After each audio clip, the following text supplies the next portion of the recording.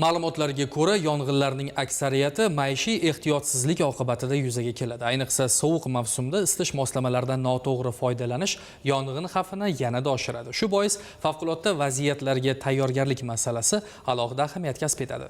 Muhammad Al-Xorazmiy nomidagi Toshkent axborot texnologiyalari universitetida yong'in xavfsizligi va favqulodda vaziyatlarda to'g'ri harakatlanish ko'nikmalarini mustahkamlash maqsadida talabalar uchun amaliy mashg'ulotlar tashkil etildi. Amaliy mashg'ulot davomida universitetning talabalar turar joyida ogohlantiruvchi signal berilib, binoni xavfsiz tark etish jarayoni real sharoitga yaqin tarzda sinovdan o'tkazildi.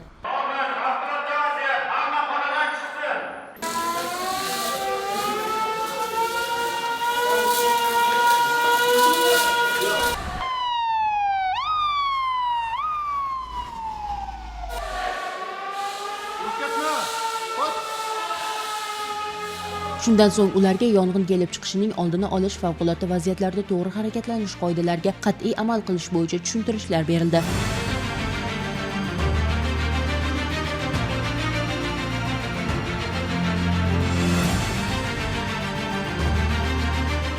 Mashg'ulotlarda Favqulodda vaziyatlar vazirligi xodimlari, tez tibbiy yordam xizmati mutaxassislari ishtirok etdi. Ular tomonidan birinchi tibbiy yordam ko'rsatish tartibi amaliy ko'rsatib berildi. Shuningdek, jabrlanganlarga hushsiz holatda yordam ko'rsatish va shoshilinch choralarni ko'rish bo'yicha tavsiyalar berildi. Mohinur Nurqobilova, Rahmatilla Qudratov, yoshlar.